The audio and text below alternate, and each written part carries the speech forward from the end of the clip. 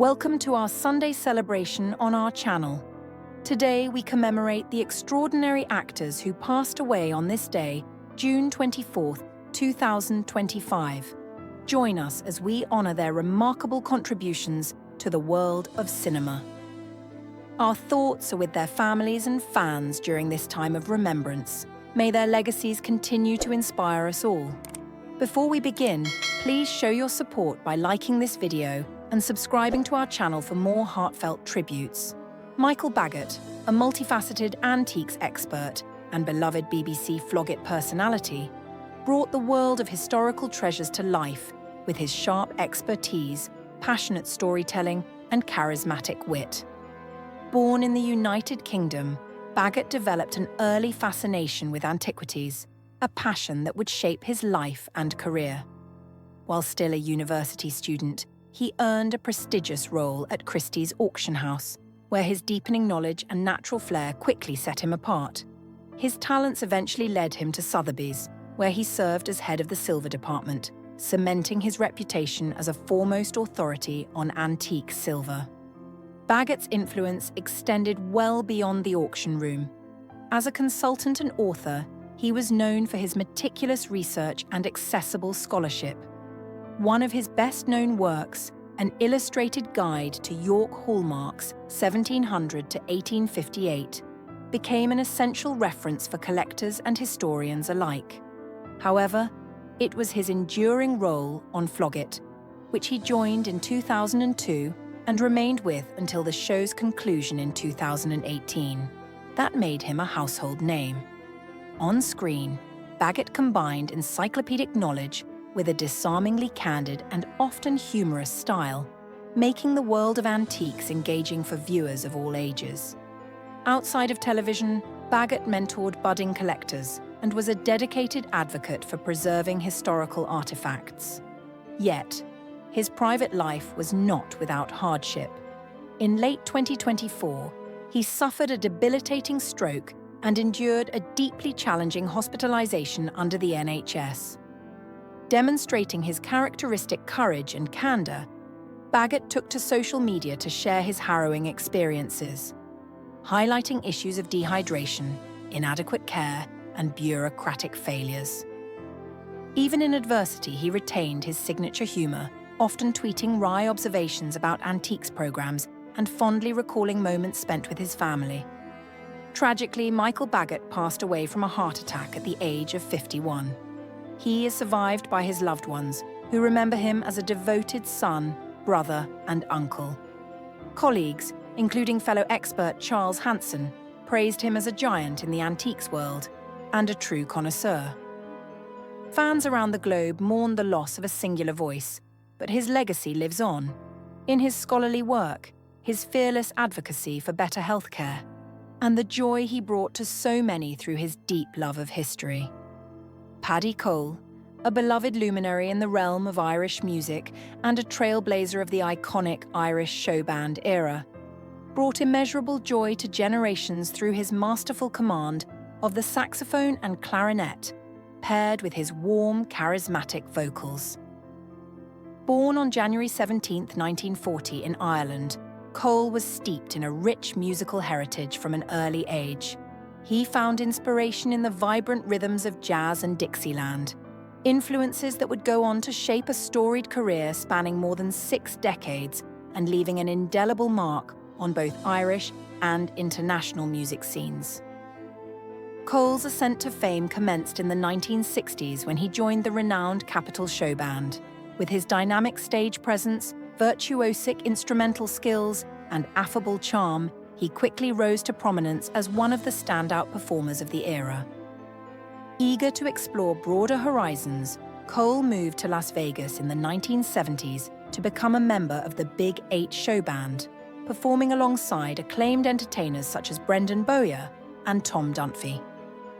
His success in the United States cemented his status as a world-class musician and versatile showman. Upon returning to Ireland, Cole continued to captivate audiences with his ensemble, Paddy Cole and the Superstars. His performances became synonymous with exuberance, humour, and heartfelt musicality. Blending the spirited essence of the show band tradition with his enduring love for jazz, Cole cultivated a unique sound that resonated with fans across generations and geographic boundaries. His concerts, filled with unforgettable melodies and infectious energy, reflected not only his immense talent, but also his genuine connection to his audience. Outside of his illustrious musical career, Cole was a devoted family man and a generous mentor to emerging artists. His unwavering commitment to nurturing young talent ensured that his influence extended far beyond the stage. Even in the face of personal adversity, following a lung cancer diagnosis in 2022, Cole exhibited the same resilience and grace that defined his life. Paddy Cole passed away on January 22, 2025, at the age of 85, surrounded by the love of his family. His musical spirit and profound legacy continue to echo in the hearts of those he entertained, inspired, and uplifted.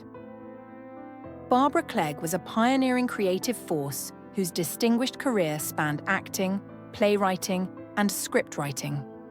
A native of Manchester, England, she was born into a family marked by entrepreneurial spirit and innovation.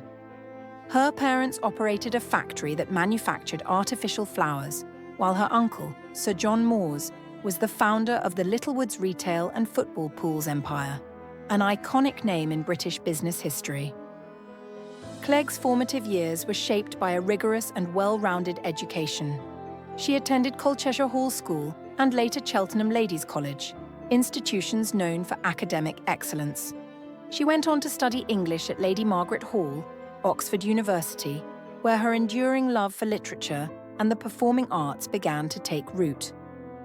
Her career on stage took flight in the mid-1950s, when she toured Australia in 1955 alongside the legendary Katharine Hepburn in a series of Shakespearean productions. This experience affirmed her place in the world of theatre and laid the groundwork for a multifaceted career in the arts. Upon returning to the United Kingdom, Clegg became a familiar face to television audiences through her portrayal of Nurse Jo Buckley in the popular 1950s medical drama Emergency, Ward 10, one of Britain's earliest and most beloved soap operas. Clegg's talents extended far beyond acting. She transitioned into writing, becoming a prolific and respected scriptwriter for both radio and television. Her most notable contribution to British television history came in 1983 when she became the first woman to write an episode of Doctor Who. Her script, Enlightenment, remains a celebrated installment in the series, lauded for its imaginative storytelling and thematic depth. In addition to her dramatic work, Clegg authored a biography of her uncle titled The Man Who Made Littlewoods, published in 1993, which offered insight into her family's remarkable legacy. Throughout her life, Barbara balanced professional achievements with a strong dedication to her family. In 1962, she married writer and producer Paul Johnstone, and together they raised 3 children. Barbara Clegg passed away at the age of 98. Her enduring legacy as a trailblazer in British television and literature continues to inspire future generations of creatives, cementing her place in the cultural and artistic history of the United Kingdom. Barry Michael Cooper, the trailblazing screenwriter, journalist, and cultural commentator, left an indelible legacy through his powerful storytelling and unflinching exploration of urban life. Born on December 25, 1958 in Harlem, New York, Cooper was raised in the culturally rich neighborhood of Little Washington Heights. Immersed in the vibrancy and complexity of Harlem during a pivotal era, he developed a sharp awareness of both the beauty and the struggles of his community. This awareness would become the foundation of his creative vision. Cooper first rose to prominence in the early 1980s as a fearless journalist for The Village Voice and Spin magazine. His investigative reporting was groundbreaking, particularly his early coverage of the crack cocaine epidemic, a subject many media outlets were reluctant to address. His influential article, Tiffany Crack at Woolworth Prices, was among the first national pieces to expose the far-reaching consequences of the crisis, earning him widespread acclaim for both his insight and courage. His journalism not only informed but challenged societal norms and gave voice to communities often overlooked. A cultural tastemaker, Cooper also coined the term New Jack Swing, defining a musical movement that fused R&B, hip-hop, and pop, an innovation that would shape the sound of an era and influence artists for decades to come. Transitioning seamlessly into screenwriting, Cooper created the iconic Harlem trilogy, comprised of New Jack City, Sugar Hill, and Above the Rim. These films didn't just entertain, they captured the gritty realities of inner-city life with raw emotion and social critique. New Jack City, starring Wesley Snipes as the ruthless Nino Brown, became a box office success, grossing $50 million and paving the way for future black-led dramas like Boys and the Hood and Menace the Second Society. Cooper's influence extended to television, where he contributed as a writer and producer on Spike Lee's Netflix adaptation of She's Gotta Have It. His work stood out for its authenticity, depth, and ability to bridge journalism, film, and music into a cohesive, compelling narrative voice. Barry Michael Cooper passed away at the age of 66. His fearless storytelling continues to shape how urban America is seen and understood, inspiring new generations of artists and thinkers. Joe John was a beloved figure in North Carolina, a dedicated public servant, respected judge, and thoughtful legislator whose lifelong commitment to justice and democracy left a meaningful mark on the state. Born on October 13, 1939, in Greensboro, North Carolina, Joe's early years were shaped by a strong sense of community and a deep belief in the power of education.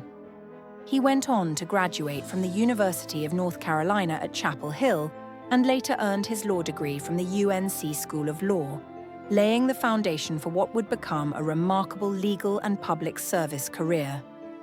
Joe started out as a prosecutor and then worked as an attorney at the firm Pell, Weston & John. But it wasn't long before he stepped into a judicial role, first serving as a district court judge and later as a superior court judge.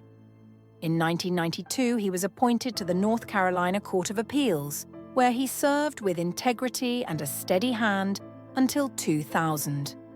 Known for his fairness, clarity, and deep knowledge of the law, Joe earned a reputation as a judge who truly cared about the people his decisions impacted. After stepping down from the bench, Joe continued to serve the public by leading the North Carolina State Bureau of Investigation Crime Lab. There, he focused on much-needed reforms to improve the reliability and accuracy of forensic work, helping restore trust in the criminal justice system.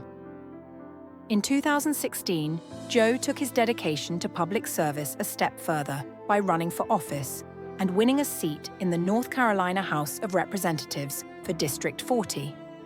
Over 3 terms, he became a champion for better education funding, stood up against partisan gerrymandering, and fiercely protected judicial independence.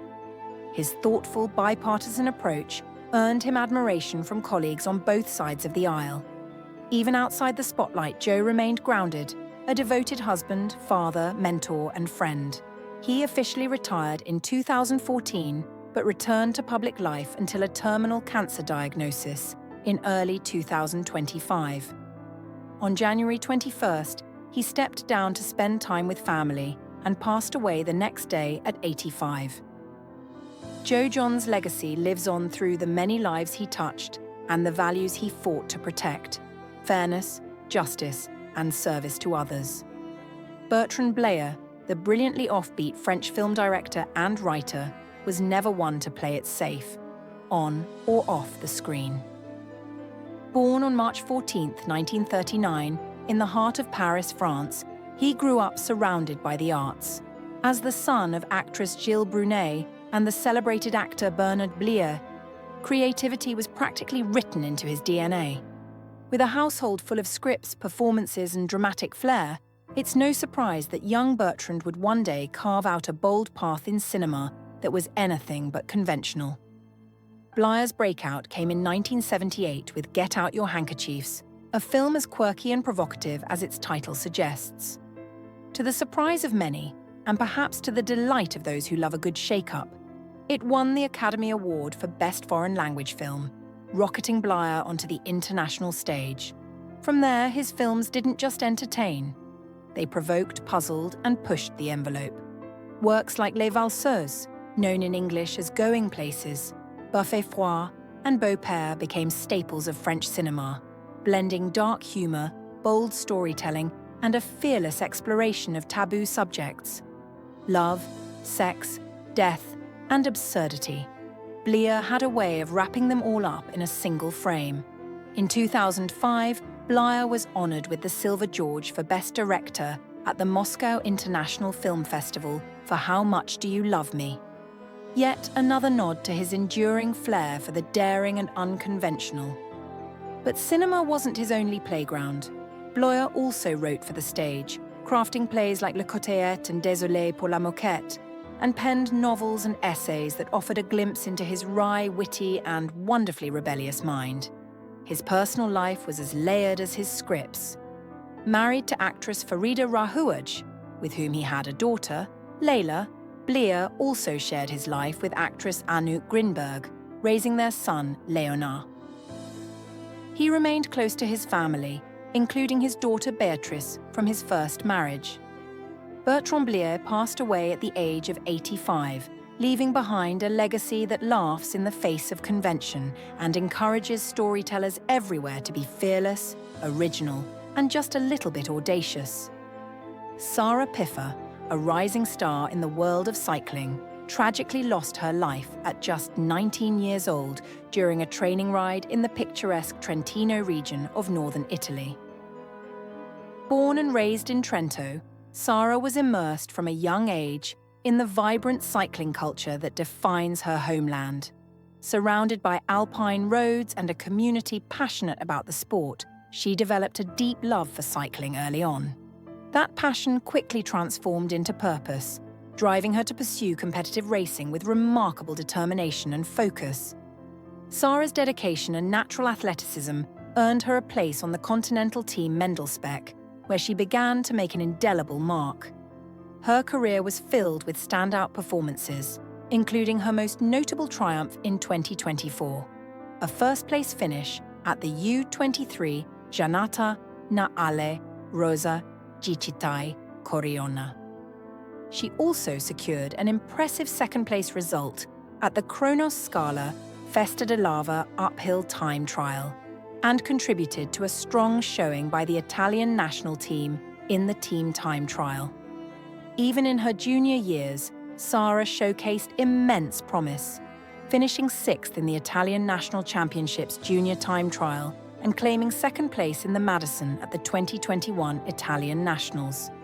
These achievements highlighted her versatility across multiple cycling disciplines and cemented her status as a promising young talent. Known not just for her skill, but also for her infectious joy and unwavering motivation, Sara made the bold decision to take a year off from her academic studies to fully dedicate herself to becoming a professional cyclist. Her team director, Renato Pioniere, described her as a fantastic person, truly motivated, with enormous potential and a bright future ahead of her. Tragically, on January 24th, 2025, while training with her brother, Sara was involved in a fatal collision with a vehicle. The accident cut short a blossoming career and sent shockwaves through the cycling world. Her death reignited urgent calls for improved road safety measures to protect cyclists, especially young athletes chasing their dreams. Sara Piffer's legacy lives on through her achievements, her passion, and the inspiration she continues to offer to aspiring cyclists everywhere. Her memory stands as both a beacon of hope and a poignant reminder of the need for change. Calvin Jones, a revered figure in American football and a multifaceted contributor to the sport, forged a legacy that endures in both collegiate and professional arenas.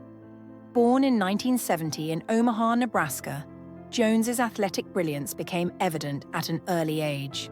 As a standout student athlete at Omaha Central High School, he earned All-American honors, setting the stage for a remarkable trajectory as a dynamic running back. His talents flourished at the University of Nebraska, where he quickly rose to prominence as one of the Cornhuskers' most iconic players. Between 1991 and 1993, Jones amassed an impressive 3,166 rushing yards and 40 touchdowns, earning all Big Eight honors in consecutive seasons. He formed one half of the famed Weebacks tandem alongside Derek Brown, electrifying fans with his explosive speed and agility at the I-back position. Jones's freshman breakout in 1991 remains etched in Nebraska football lore. His commanding performance against Kansas, in which he rushed for a staggering 294 yards and 6 touchdowns, remains one of the greatest individual feats in the program's storied history. In 1994, he declared for the NFL draft and was selected in the 3rd round by the Los Angeles Raiders. Though his professional career was relatively brief, including time with both the Raiders and the Green Bay Packers, it culminated in his association with the Packers' 1996 Super Bowl winning team, a testament to his enduring contributions to the sport. Off the field, Jones was equally admired for his warmth, humility, and unwavering dedication to his community. He remained closely connected to Omaha, where he mentored aspiring athletes and generously gave back through youth outreach initiatives. Friends and family consistently described him as a compassionate and grounded individual whose genuine kindness left a lasting impression on everyone he encountered. Tragically, Calvin Jones passed away at the age of 54, with preliminary reports suggesting carbon monoxide poisoning as the cause. While his untimely death brought profound sorrow to many, his legacy lives on, not only in the annals of Nebraska football history, but also in the hearts of those who were fortunate enough to know him. Monique Chabot, a revered actress celebrated for her remarkable range and deeply expressive performances, leaves behind a rich and enduring legacy in both television and theatre. Born on April 21, 1935 in Montreal, Quebec, Chabot discovered her passion for the dramatic arts at a young age. She pursued formal training at the Conservatory of Dramatic Arts during the 1950s, where she studied alongside several emerging talents of the era. This rigorous education laid a strong foundation for a prolific career that would span more than 5 decades, marked by artistic excellence and an unwavering commitment to her craft. A pivotal figure in Quebec's cultural landscape, Chabot played an instrumental role in founding La Marjolaine, the province's oldest summer theatre, established in Eastman in 1959. On stage, she captivated audiences with her commanding presence and emotional depth in productions such as Lorenzaccio, earning critical acclaim and the admiration of theatregoers. Her transition to television brought her into the homes of countless viewers through beloved series including Young Faces' Grandpa and The Key to the Fields. Perhaps her most iconic role came in 1996 when she joined the cast of Virginie, portraying Cécile Boivin, the mother of the lead character played by Chantal Fontaine. Chabot's performance imbued the role with tenderness, realism, and dignity, resonating deeply with audiences throughout her tenure on the show, which continued until 2010. Her son, Dominique Sanchez, reflected on her profound connection to the role, describing it as one of her most cherished achievements, particularly because it arrived during a quieter phase of her professional life. Offstage, Chabot was known for her intellectual curiosity, humility, and love of literature. Those closest to her remember a thoughtful and grounded woman who found joy in both her art and her personal relationships.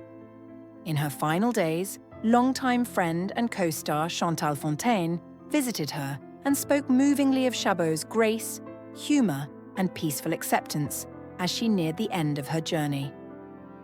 Monique Chabot passed away at the age of 89 following a lengthy illness. Her influence on Canadian arts and her indomitable spirit will continue to inspire and be remembered with deep respect and affection.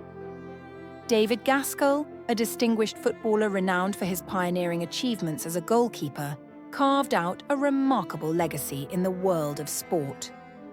Born on October 5, 1940 in Orrell, Lancashire, Gaskell displayed prodigious talent from an early age. His footballing journey began with Orrell Saint, Luke's youth team, where his skill and composure between the posts quickly caught the attention of top scouts. That potential blossomed when he joined Manchester United, setting the stage for a historic career. At just 16 years and 19 days old, Gaskell etched his name into the history books by becoming Manchester United's youngest ever player. His debut came in the 1956 FA Charity Shield, a moment that not only marked the start of his professional career, but also symbolised the dawn of a new generation at Old Trafford. Despite his youth, Gaskell exhibited maturity beyond his years, proving to be a steady and dependable presence in goal. Throughout the 1960s, he played a crucial role in some of Manchester United's most celebrated triumphs. He was part of the squads that secured First Division titles in 1964 to 65 and 1966 to 67, and he made a notable contribution to the club's iconic 1963 FA Cup final victory over Leicester City. Gaskell often stepped up when called upon, particularly during injuries to first-choice goalkeeper Harry Gregg, showcasing resilience and unwavering professionalism. Although he was not aboard the ill-fated flight during the 1958 Munich air disaster, Gaskell remained a key figure in the rebuilding of the team in the tragedy's aftermath, embodying the spirit and determination that defined that era of Manchester United. Later in his career, as competition for the goalkeeper position intensified, Gaskell went on to play for other clubs, including Wigan Athletic and Wrexham, before taking his talents abroad to South Africa, where he joined Arcadia Shepherds. Off the field, he enjoyed a rewarding life, including a role with post office telephones and time spent living overseas. In his later years, Gaskell was recognised for his contributions to football, receiving long overdue league title medals. He passed away at the age of 84, leaving behind a legacy of skill, resilience, and quiet leadership. His name remains etched in the annals of Manchester United and English football history, a true figure of the game's golden era. Whyte Maloney was a talented singer-songwriter whose powerful voice and heartfelt journey left a lasting impression on fans and fellow musicians alike. Born in Traverse City, Michigan, Ryan was surrounded by music from an early age. He got his start as the frontman of the band Indulge and was deeply inspired by a pivotal conversation with Shinedown's Brent Smith, who shared valuable wisdom about the discipline, heart, and grit it takes to truly make it as an artist. Ryan's big break came in 2014 when he auditioned for Season 6 of The Voice. His passionate rendition of Journey's classic hit Lights earned him the rare distinction of a 4-chair turn from the coaches, a moment that lit a spark in viewers and launched his story into the national spotlight. Throughout the competition, he showcased his incredible range and emotional depth with standout performances like Tina Turner's What's Love Got to Do With It and Rascal Flatts' Easy. Though his time on the show ended after a moving performance of Shinedown's Second Chance, that song carried a deep personal meaning for Ryan. Later, he shared how the lyrics reflected his struggles during the show, battling vocal fatigue, financial hardship, and loneliness, all while pushing forward with the quiet strength of his parents, supporting him from the sidelines. Offstage, Ryan was known for his honesty, determination, and the motto he lived by. Persistence is key. Never falter, never surrender. That simple yet powerful message resonated with many who followed his journey. Even in his final hours, he radiated joy and love for music. His last Instagram post captured his excitement for performing. 9 fine Irishmen for a private party tonight, and we will be rocking. Just hours later, the music world was heartbroken to learn of his passing at the age of 44. Though Ryan's life was tragically cut short, his spirit lives on in the songs he shared, the lives he touched, and the unwavering dedication he showed to his craft. He leaves behind a legacy of courage, authenticity, and hope, a true reminder that music, and the passion behind it, endures. Pete Medhurst, the unmistakable voice of Navy football and a beloved figure in the world of sports broadcasting, spent nearly 3 decades turning games into unforgettable stories.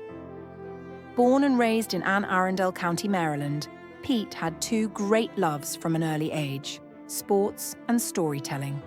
Lucky for the rest of us, he found a way to combine them into a career that left an indelible mark on fans, athletes, and fellow broadcasters alike. Pete's journey with the Navy Radio Network began back in 1997, and from the moment his voice hit the airwaves, it became the sound of Navy athletics. Whether it was the clash of helmets on a crisp fall Saturday or the echo of a lacrosse ball hitting the net, Pete brought the action to life like no one else could. Over 28 incredible years, he called games across football, basketball, lacrosse, baseball, you name it. His 24 years as the voice of Navy lacrosse made him a true institution within the community. But Pete's talents weren't just limited to Annapolis. His distinctive, smooth delivery and encyclopedic sports knowledge took him to national platforms, including HDNet, CBS Sports Network, ESPNU, and the Big Ten Network.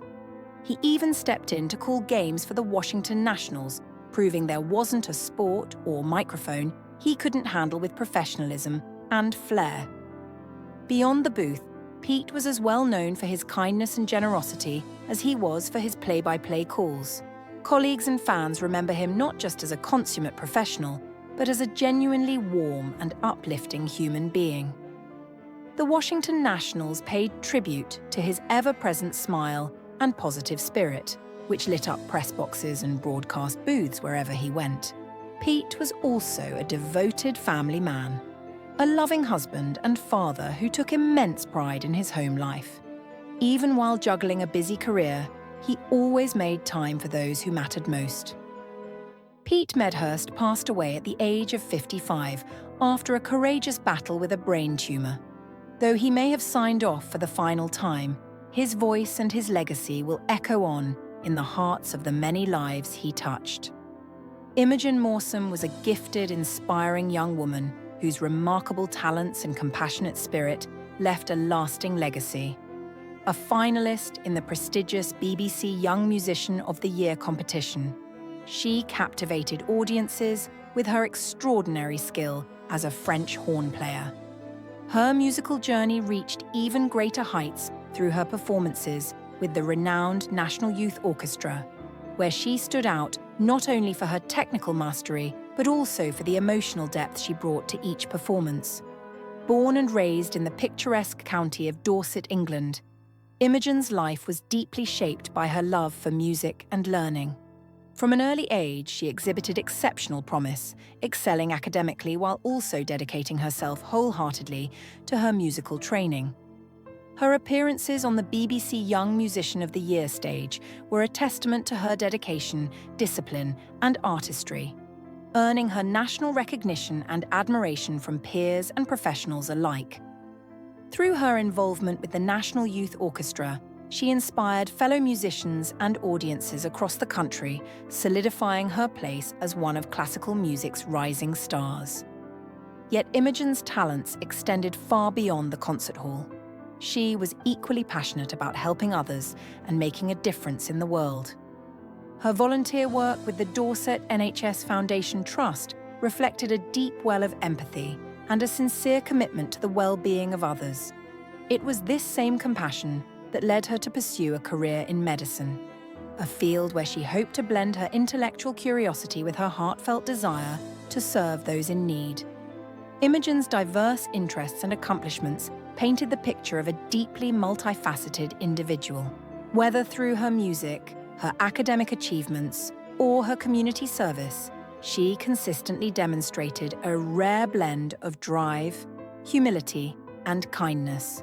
Those who knew her remember not only her brilliance, but also her infectious laughter, warm heart, and the light she brought into every room she entered. Tragically, Imogen passed away at the age of 20, a life full of promise cut heartbreakingly short. Yet her legacy lives on, inspired performances, lives touched, and dreams kindled. Her story is a powerful reminder of the profound impact one young person can have in a brief but brilliant lifetime. Lynn Ban, an internationally acclaimed jewelry designer and charismatic television personality, was a multifaceted creative force whose vision and presence profoundly shaped the worlds of high fashion and entertainment.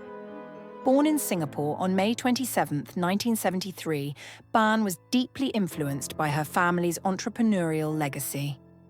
Her parents, David and Patricia Ban, owned a thriving textiles enterprise, instilling in her an early appreciation for craftsmanship, aesthetics, and the intricacies of luxury. Pursuing her passion for the arts, Ban studied art history at Cornell University, a foundation that would later inform her distinctive approach to design. In 2011, she launched her eponymous jewelry line, which quickly garnered international attention. Her creations, daring, sculptural, and unapologetically bold, were celebrated for their fusion of avant-garde aesthetics with refined opulence. Icons such as Rihanna, Beyoncé, and Lady Gaga became frequent wearers of her pieces, solidifying her status as one of the most fearless and influential designers of her generation. Ban's magnetic charm and signature style captivated a broader audience when she appeared in Netflix's Bling Empire and its spin-off, Bling Empire, New York. Through her television presence, she emerged as a prominent figure of Asian representation in the luxury and fashion space. Audiences around the world were drawn to her wit, poise, and authenticity, qualities that made her both relatable and aspirational. Beyond her professional achievements, Ban was deeply devoted to her family. She was a loving mother to her son, Sebastian, and a devoted partner to her husband, Jet Kane, who was also her frequent creative collaborator. Together, they built not just a brand, but a lifestyle that seamlessly blended glamour with genuine human connection.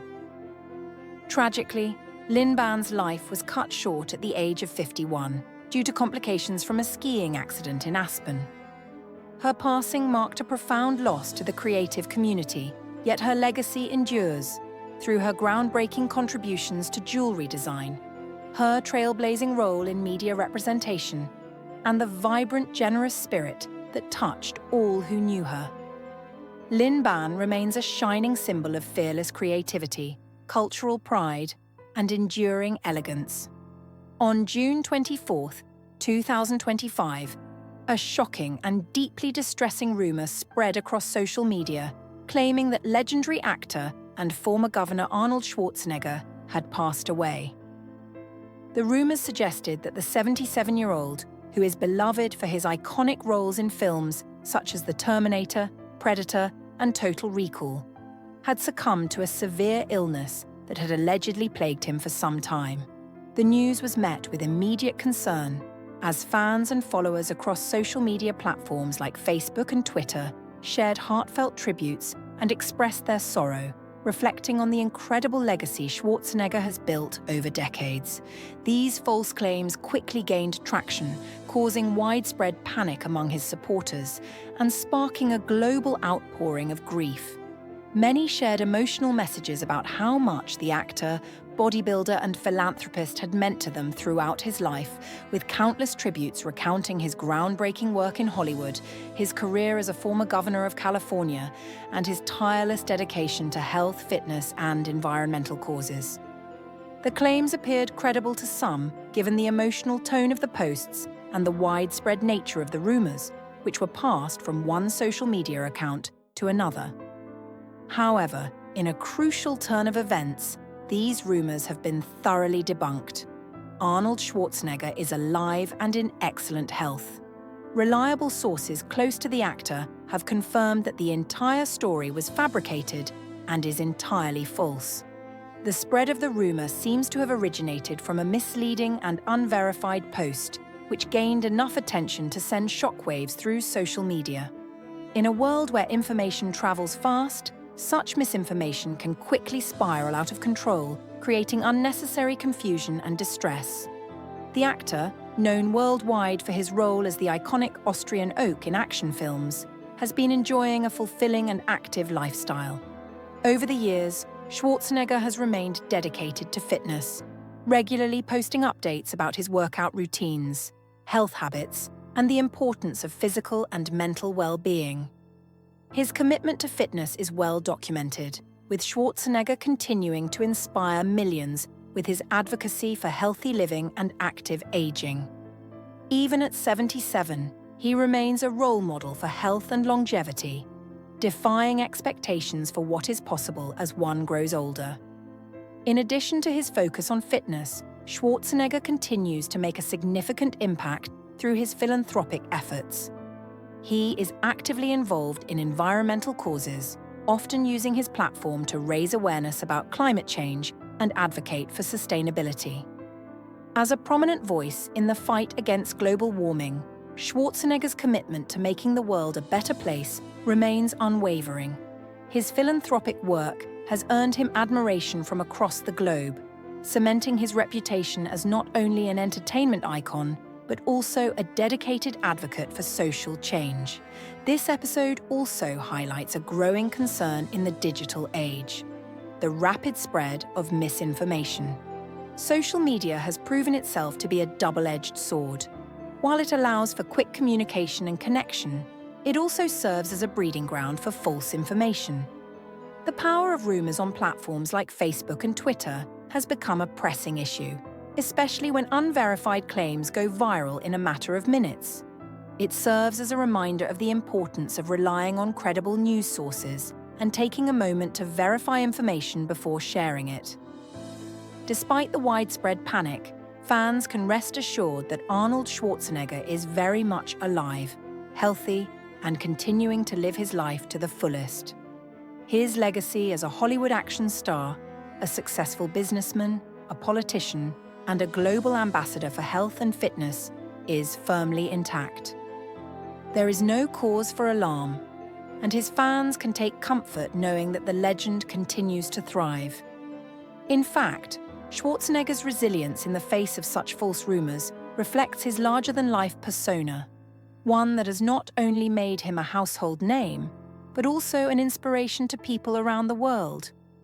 From his early days as a champion bodybuilder to his transition into film stardom and his tenure as governor of California, Schwarzenegger's journey has been a testament to hard work, determination, and the pursuit of greatness in all areas of life.